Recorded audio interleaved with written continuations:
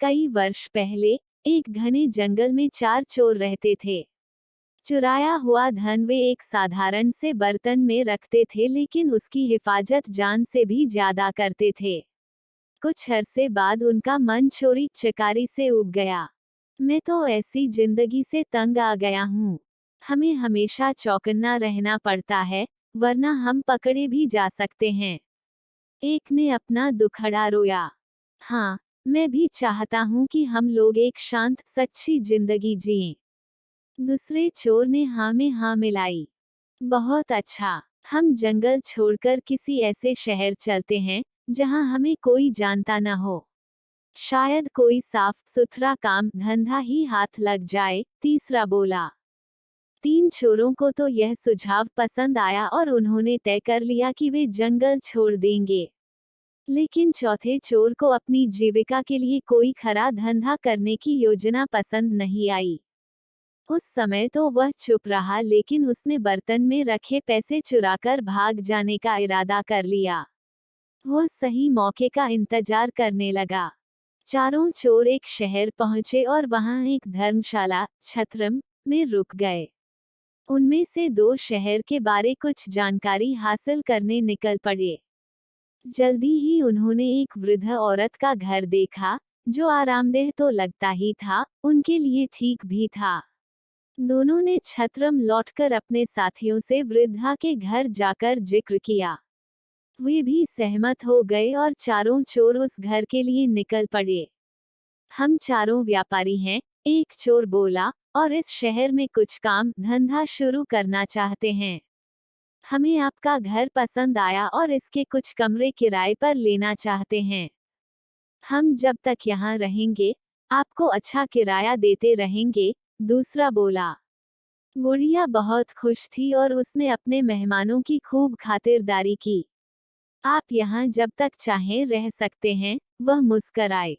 वह प्रसन्न हुई कि उसे अच्छे किराएदार मिल गए हैं।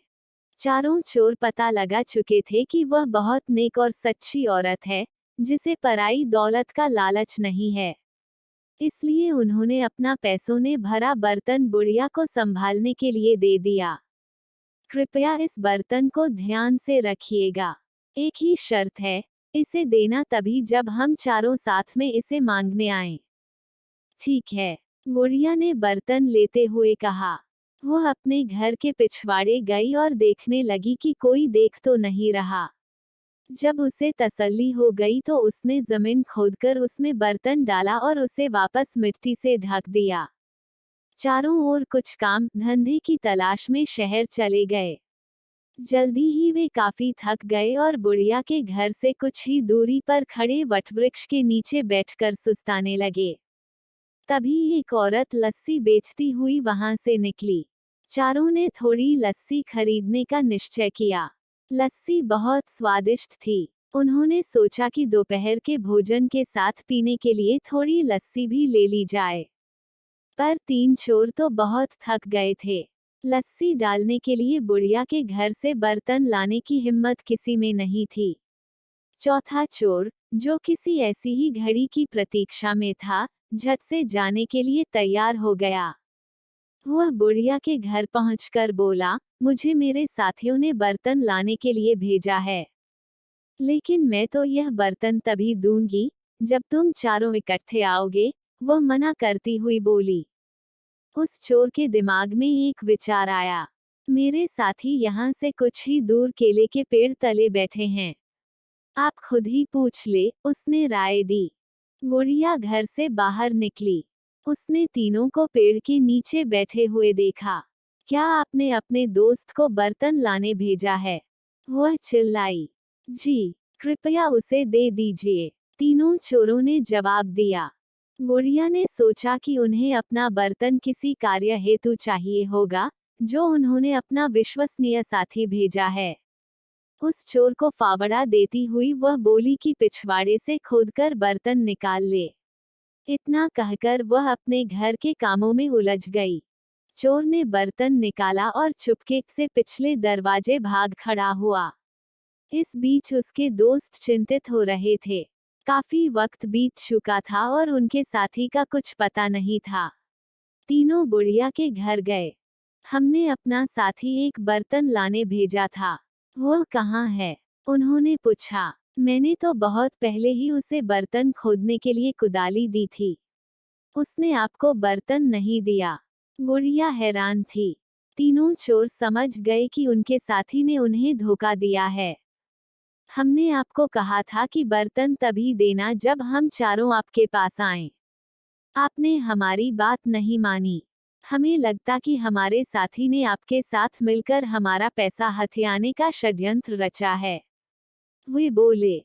बुढ़िया बहुत दुखी हुई। वे तीनों उसे शहर के न्यायाधीश के पास ले गए और उसकी शिकायत की। न्यायाधीश ने फैसला दिया कि बुढ़िया की लापरवाही की वजह से तीनों को नुकसान हुआ है, इसलिए सारा हर्जाना बुढ़िया को ही भरना होगा। बुढ़िया रोती हुई घर लौट आई। इस बीच राजा और उसका मंत्री वेश बदलकर अपनी प्रजा की परेशानियां जानने शहर के दौरे पर थे।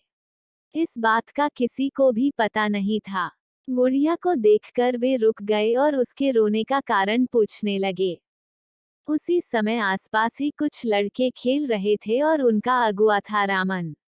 बुढ़िया की दुख भरी कहानी उसने भी सुनी। भगवान करे उन तीनों को तुम्हारे साथ ऐसा सुलूक करने की सजा मिले, रामन बोला। यह सुनकर राजा और उसका मंत्री बहुत हैरान हुए। उन्होंने रामन से पूछा कि क्या वह इस मामले का फैसला कर सकता है।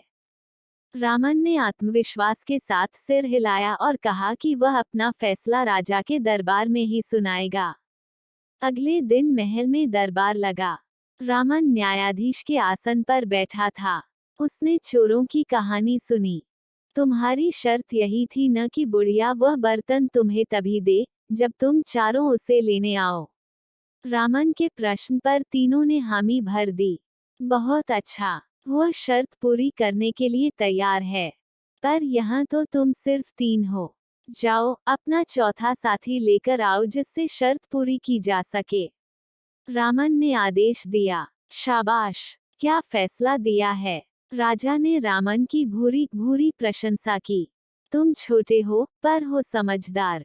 आज से तुम मर्यादा रामन के नाम से जाने जाओगे और हमारे दरबार में ऐसे मुकदमों के फैसले किया करोगे।